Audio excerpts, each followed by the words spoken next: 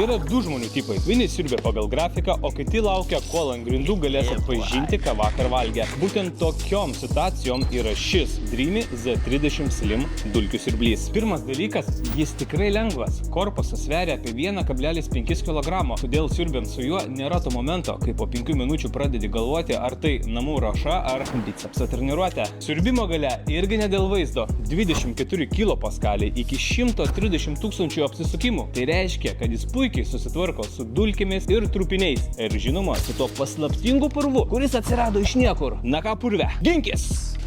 Labai geras dalykas yra Tangle Cut sistema. Ji padeda susitvarkyti su plaukais, kad jie nesiveltų į šepetį. Nes jeigu namuose yra gyvūnų, na pats supranti, kartais šepetys atrodo kaip koks atskiras biologinis ginklas. Dar yra 140 laipsnių apšvietimas, kuris parodo dulkes ant grindų. Ir šita funkcija yra labai pavojinga. Nes manai, kad namai jau švarūs, įjungiai šviesą ir pamatei tiesą. Nelabai malonę, bet labai naudinga. Baterijos veikimo laikas iki 90 minučių, todėl gali ramiai siurbliuotis, neskubėti, nėra jokio spaudimo, niekur neskubėsiu.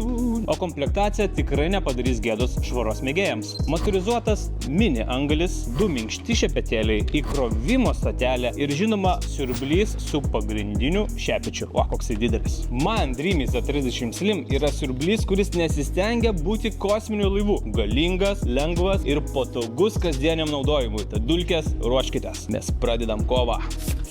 Nu ką, ateikit!